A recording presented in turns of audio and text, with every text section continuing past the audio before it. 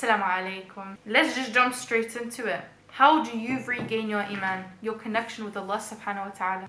How do you do that? I advise everyone who's going through this, sit down and, as uncomfortable as it will be, trace back the root of all the issues. Have you turned to your old lifestyle? Have you befriended old friends? Have you befriended people that don't align with the character of a Muslim? Have you begun to indulge in a new habit that's bad for you, or in an old habit that's caused destruction? Think of how your life is right now. Are you not being productive enough? Has there been something that's happened in your life that has caused you to go into this depressive episode? Second of all, analyze your mental state. How do you feel towards your deen and towards your creator?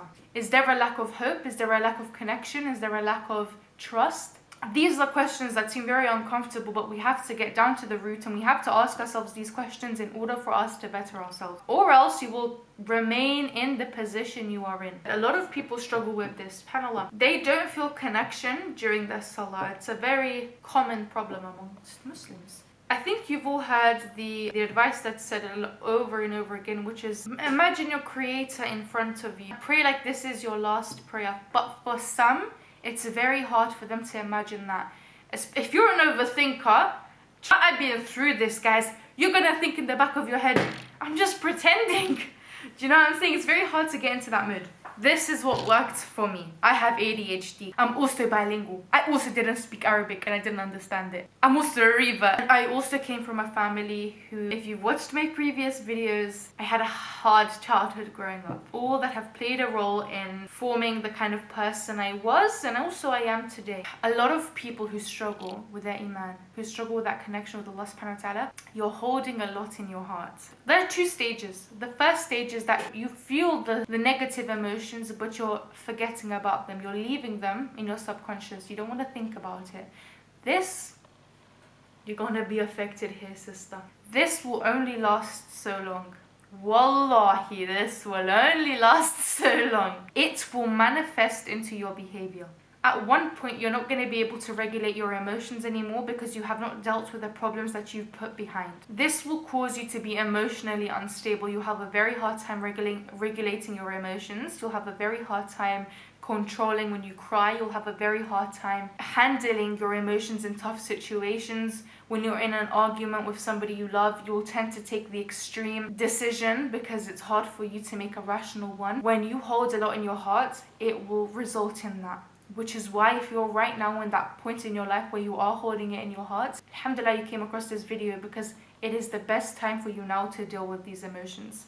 However, if you were like me and it took you to have to get to that point where you can't regulate your emotions anymore, this is a sign for desperation, and a lot of people will tend to change once they reach their worst.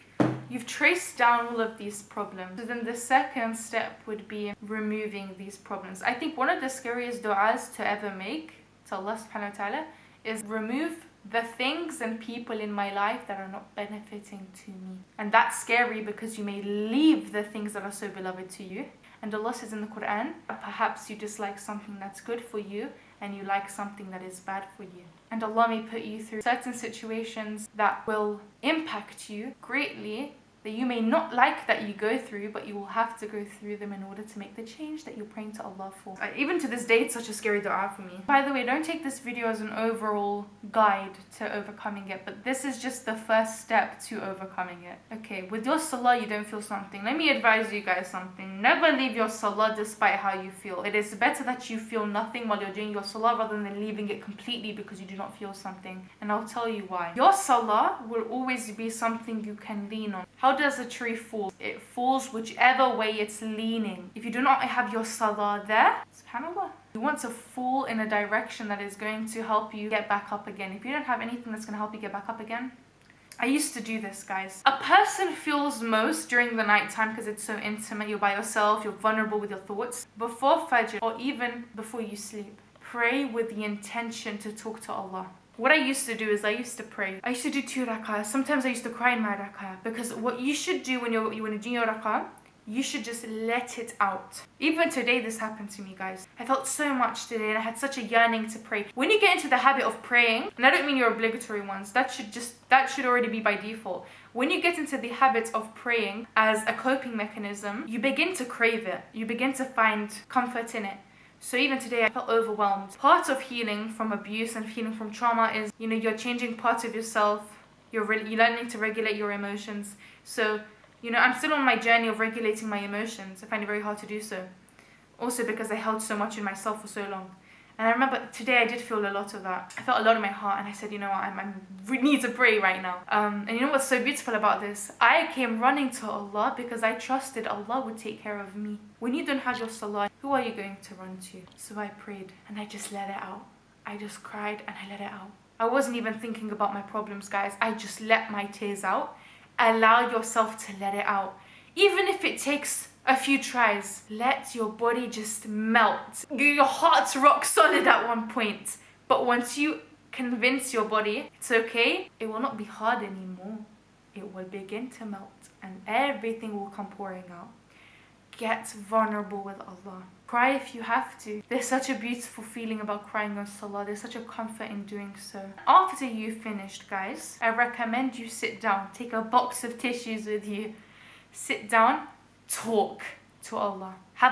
Literally just have a conversation. Bawl your eyes out. First, what I'd like you guys to do is I'd like you guys to ask for forgiveness. Say, Allah, I'm sorry for what I have done. Whatever the wrongs you've done, you communicate that. It's like you're talking to Allah. Pretend this is like a session, a therapy session, except Allah is comforting you. After you've apologized, begin talking about every problem that has affected you and that has caused you to sin against Allah subhanahu wa ta'ala. That's how you form your connection. Not by thinking when you're praying your salah, Allah's in front of me. It's not like this. When you form a connection is when you are allowing yourself to get emotionally vulnerable. Even with your friendships, how do you connect with them? You have to have some sort of emotional connection with somebody, your spouse. They have to be able to validate your emotions and be able to comfort you in your emotions, and that's how you build a connection.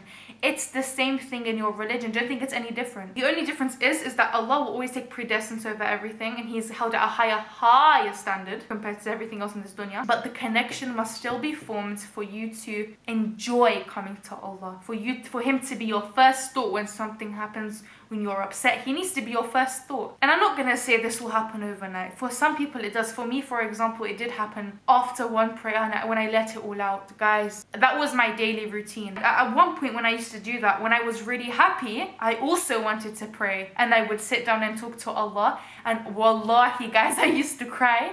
When I used to sit down and I used to talk, I used to do what I'm telling you guys now to do. I used to begin crying because I was telling Allah how grateful I was for what He's done to me. It doesn't just have to be a sad session, it can also be a good one. But the connection happens when you allow yourself to get vulnerable. Even if you don't cry, let's say during the 2 rakah, you're not crying. Still do the talking session afterwards.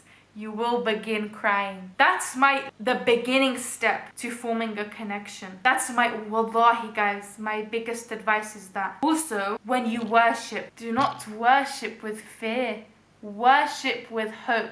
Let's say this, okay? You have a husband or wife. What helps you build a trust? You have hope in them or you fear them? I fear he will not be able to provide for me and my children. I fear she won't listen to me. Or I fear she won't do this and that. That is only going to cause distrust and the connection won't be there. Think of it like this. I hope my husband will provide for me, because that hope allows me to have tawakkul in Allah first of all, and it also allows me to build a trust because I trust Him enough to hope the best. So think of this with Allah as well. Do not think, I fear Allah will not forgive me. I fear Allah will make my situation worse with my parents. Allah's names, one of His names is Al-Ghafur and the other one is As-Salam, the giver of peace, the all-forgiving.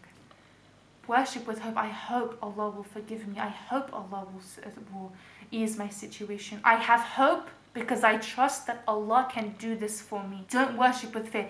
I think this is another one of the reasons why a lot of people's faith or their perception of Islam crumbles, because they don't know how to worship correctly. The guide to it starts with this actually. It starts with changing your mindset, which is hard when you've believed a certain way for so long. It is hard to change your mindset, but when you begin to understand this way of thinking, this way of worshipping with hope, I swear, I'm gonna start crying. Wallahi, your life changes. I swear to God, your life changes. When you think this way, when you feel secure, when you feel stable, when you know Allah has got you, when you don't fear Allah's judgment constantly. I will say though, not to completely avoid the idea that Allah will not punish you. When you want to begin feeling that love again, it is by doing this. This is my first step, but it's not my overall advice because I have so many more advices, but the video would be too long. And inshallah, I plan to make more. That's the end of my video. And subhanallah. Assalamu alaikum.